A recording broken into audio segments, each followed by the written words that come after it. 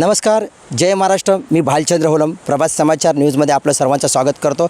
आज माडबन बीचवरती आहोत आणि तिथल्या काही समस्या आहेत. आपण आमचे मित्र पूनम मयेकर, ज्यांना ग्रामपंचायत प्रशासकीय चांगल्या प्रकारचा अनुभव असलेले, गेले अनेक वर्ष ग्रामपंचायत सदस्य आणि उपसरपंच म्हणून काम केलेली व्यक्ती आहेत. आज माडबन गावच्या बीचवरती अशी एक समस्या आहे की जी स्मशानभूमीची शेड आहे आणि स्मशानभूमीची जी झालेली दुरावस्था आहे, याविषयी आपण चर्चा करणार आहोत की आपण ते कॉन्ट्रॅक्ट एक व्यक्तीला दिलेलं आहे आणि अजून पण त्याचं काम होत नाही, लवकरात लवकर व्हावं याविषयी आपण चर्चा करणार. साहेब नमस्कार, काय सांगाल की आपली जी ही शेड आहे त्याविषयी बरेचसे दिवस आपण काम करण्याचा प्रयत्न लोकांनी केला आहे, पाठपुरावा तुम्ही सर्व करत आहेत, पण लवकरच झालं नाही. पावसाचे दिवस आलेले आहेत आणि न जाणं असं होऊ नये, पण एखादी जर प्रेस झालं तर त्याची दुरावस्था इथे होते, काय सांगाल? नमस्कार, मी माडबन ग्रामपंचायतीचा माजी उपसरपंच पूनम मयेकर, हे प्रभात समाचारचे संपादक आहेत. होलम हे माझे जुने मित्र आहेत. माडबन ग्रामपंचायतीचं जे समोर स्मशान दिसतं आहे ते गेल्या वर्षी जूनमध्ये वाऱ्याने उडून गेलं.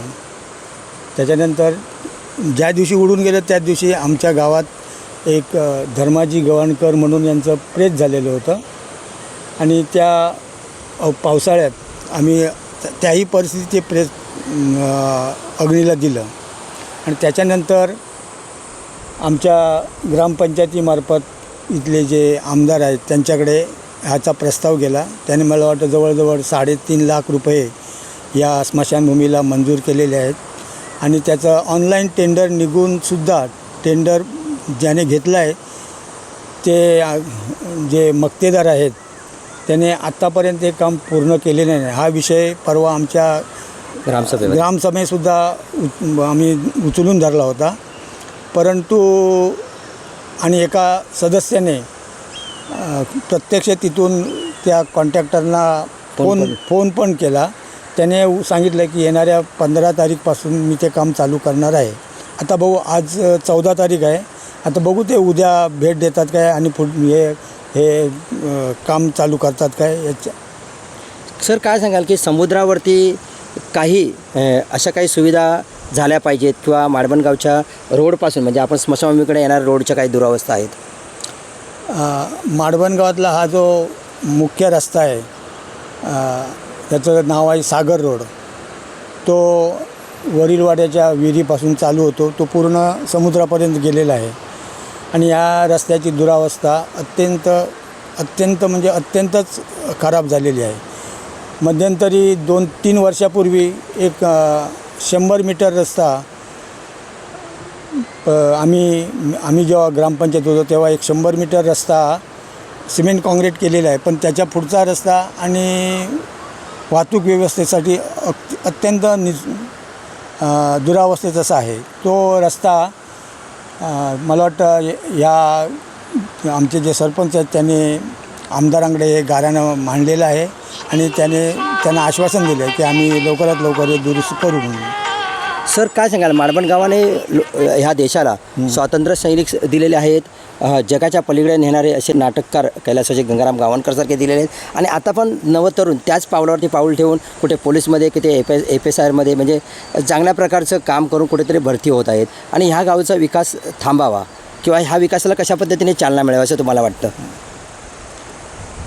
माडबन या गावाचं नाव माडबन हे 4 अक्षरी गाव खूपच छान आहे आणि खरोखरच इथे पूर्वीपासून माडाचं बन आहे.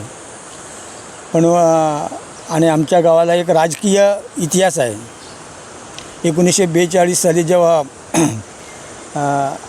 गांधीजींनी चले जाओ इंग्रजांना असा नारा दिला मुंबईतल्या गवालिया टँक इथे, त्याचं पडसाद आमच्या गावात पण पडले. आमच्या गावातल्या त्यावेळच्या तरुणांनी स्वातंत्र्य मिळवण्यासाठी खूप प्रयत्न केले आणि इंग्रजांच्या या जुलूमशाही विरुद्ध विजयदुर्ग किल्ल्यावर युनियन जॅक उतरून आमचा तिरंगा फडकवलेला आहे असा इतिहास आहे. त्यात प्रामुख्याने भिकाजी हरी चव्हाण जे पूर्वी एकत्रित जिल्हा परिषदेचे अध्यक्ष होते, त्याच्यानंतर केशव वागदरे एकनाथ मयेकर, लक्ष्मण मयेकर, रामदास मयेकर, भगवान वागदरे असे 7-9 जण एकूण स्वातंत्र्य सैनिक आहेत. 9 जण स्वातंत्र्य सैनिक सैनिक आहेत. आहेत. पण आम्हाला असं म्हणायचं आहे की विकास कशा पद्धतीने झाला पाहिजे. आपलं माडबन गाव हे पर्यटन स्थळ आहे. बरेच लोक आपल्या या बीचवरती येतात आनंद घेण्यासाठी, पण सुखसुविधा आपल्याकडे पर्यटनाच्या माध्यमातून उपलब्ध होत नाहीत असं लोकांचं म्हणणं आहे. माडबन आमचा गाव हा क वर्ग पर्यटन क्षेत्रात मोडतो आणि त्याला क वर्ग पर्यटन क्षेत्राचा दर्जा मिळालेला आहे. पण ग्रामपंचायतीने क वर्ग पर्यटन क्षेत्र हे विकास करण्यासाठी ग्रामपंचायतीच्या माध्यमातून काहीतरी प्रयत्न झाले पाहिजेत. जास्तीत जास्त प्रयत्न झाले पाहिजेत. हल्ली मी ऐकतो आहे की 5 कोटी रुपये मंजूर झालेले आहेत पर्यटन क्षेत्रासाठी. पण ज्या पर्यटन क्षेत्राची जी जमीन आहे त्याच्यावर सुरूबन आहे आणि हे सुरूबन सामाजिक वनीकरणाने उभारलेलं. जवळजवळ 10,000 झाडं सामाजिक वनीकरणाने सुरूची लावली होती. आता त्याच्यात वाऱ्याच्यामुळे वादळामुळे काही बरीचशी मोडलेली आहेत. तर त्या मोडलेल्या लाकडांचा आम्ही इथे प्रेत जाण्यासाठी करतो. आणि आता इथे सुविधा म्हणजे कसं चेंजिंग रूम हे सगळे जगाय बसायला बैठक व्यवस्था हे पण त्याही सर्वात पहिल्यांदा पर्यटक जर आकर्षित करायचं असेल तर मुख्य रस्ता झाला पाहिजे. तोच रस्ता मुळी कच्चा आहे, म्हणजे त्याची अवस्था फारच दुरावस्था झालेली आहे. तो पहिल्यांदा झाला पाहिजे. त्याच्यानंतर हे येणारे पर्यटक त्यांना राहण्यासाठी त्यांचा जेवणाची सगळ्याची व्यवस्था झाली पाहिजे असं माझं मत आहे. सर, काय सांगाल की आपल्याकडे योजनाच्या 4-5 योजनेचे कामं चालू आहेत, परंतु ती कामं अजून पूर्णत्वाला गेलेली नाही आणि 2 वर्षानंतर परत आपला जो ग्रामपंचायत येणार आहे. गेले अनेक वर्ष काम आणि आताचं काम थोडक्यात काय सांगाल त्याविषयी. आमच्याकडे आता योजना म्हणजे सरकारची जी जलजीवन योजना आहे तिचं एक काम चालू आहे. पण 2022 साली 23 साली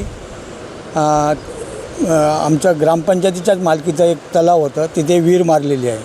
ती विहीर मारून पूर्ण झाली, पण त्याच्यानंतर पुढे काय जास्त हालचाली झाल्या नाहीत. ती आणि दुसरी जी विहीर जलजीवन योजना खास वरीलवाडा माडबन यासाठी आहे. आणि माडबनसाठी जी नळपाणी योजना जुनी विहीर आहे तिच्या दुरुस्तीसाठी असे एकूण जवळजवळ 49 लाख रुपये मंजूर आहेत. पण काम ठप्पच आहे, स्लो. कॉन्ट्रॅक्टरचा पाठपुरावा होतो. कॉन्ट्रॅक्टरचा पाठपुरावा होत नाही आहे. कॉन्ट्रॅक्टरच मी एकदा आमच्या ग्रामसभेत आमच्या सरपंचांना सांगितलं होतं, तुम्ही एक असे आमदारांची गावभेट लावा आणि प्रत्यक्ष आमच्या गावाच्या काही ज्या समस्या आहेत ते आपण त्यांच्यापुढे मांडूया. आज पण साहेब राजापूरला म्हणजे तालुका लेवलला आमदारांनी एक आज बैठक घेतलेली आहे आणि त्याच्यामध्ये आपल्या समस्या कोणतरी ग्रामपंचायतच्या माध्यमातून मांडल्या पाहिजेत. हो, बरोबर आहे, मांडल्या पाहिजेत. तरच गावचा विकास त्या पद्धतीने होऊ शकतो. आता पाहूया आपल्या आता आपण आम्ही ज्या समुद्र किनाऱ्यावर माडबनचा आहे, स्वच्छ समुद्र किनारा आहे. पण समुद्र हे आता पावसाळा चालू झाल्यानंतर ह्या वर्षी मला वाटतं समुद्र किनाऱ्याची जी आमची सुरू झाडं आहेत ती सगळी उन्मळून पडणार आहेत असं हे वाटतं. कारण आमचा समुद्र गावापुढे पुढे येत चालला आहे. संरक्षण भिंत वगैरे अशी काय पाहिजे. त्यासाठी एक मोठा संरक्षण बंधारा आपल्याकडे जेटी होणार आहे असं मी ऐकलं आहे. काय म्हणाल. असं मी पण ऐकतोय. पण म्हणजे जेटी झाली तर त्याची वाहतूक व्यवस्था होईल, रोड होतील, चांगल्या प्रकारची संरक्षण भिंत होईल, असे अनेक प्रकारचे. बरोबर, नक्कीच. हो, ठीक आहे. आताच आपण पाहिलं आपल्याबरोबर जे माझे उपसरपंच होतं त्यांनी अनेक समस्यांविषयी चर्चा केली आणि खरोखर सांगितलं की जर पाठपुरावा केला तर समस्या होतील. आणि माडबन गावाने असे थोर स्वातंत्र्य सैनिक दिलेले आहे. आणि तुम्ही समोर जर पाहत असाल तर तो विजयदुर्ग किल्ला आहे आणि ह्या किल्ल्यावरती त्यावेळी म्हणजे चले जाव या योजनेच्या माध्यमातून एक चांगल्या प्रकारचं स्वातंत्र्य ध्वज तिथे फडकवला होता. आणि अशा गावाला जास्तीत जास्त पर्यटन व्यवस्था व्हावी किंवा पर्यटन फंड मिळावं यासाठी आमदार, खासदार आणि इथले पंचायत समिती, जिल्हा परिषद सदस्य आहेत ह्यांनी प्रयत्न केला पाहिजे आणि हे पर्यटन जे वर्गामध्ये मोडतं हे जास्तीत जास्त कशा पद्धतीने डेव्हलप होईल, त्यामुळे इथल्या नोकरदार आहेत किंवा ह्या नवतरुण जे आहेत, जे सुशिक्षित बेकार आहेत, ह्यांना काहीतरी रोजगार मिळेल आणि हा रोजगार अखंड तालुकापर्यंत पोहोचेल. यासाठी जास्तीत जास्त सर्व ग्रामस्थांनी, पंचायत समितीने, जिल्हा परिषद आणि ग्रामपंचायतने कशाप्रकारे पाठपुरावा करायला पाहिजे ह्याची खरोखरच गरज आहे. आणि दुसरी गोष्ट, ह्यापुढे ग्रामपंचायतमध्ये आलेले खरोखर जे सदस्य असतील ह्यांनी कशा पद्धतीने काम करायला पाहिजे हे खरोखर ज्यांना नॉलेज आहे, जे खरोखरच ग्रामपंचायतचा गावाचा विकास करू शकतात, त्यांना पुढे नेऊ शकतात, असं प्रत्येक गावातल्या व्यक्तीने अशा सदस्यांना निवडून दिलं पाहिजे. जय हिंद, जय महाराष्ट्र. धन्यवाद. पुढील व्हिडिओ पाहण्यासाठी प्रभात समाचार यूट्यूब चॅनलला सबस्क्राईब करा.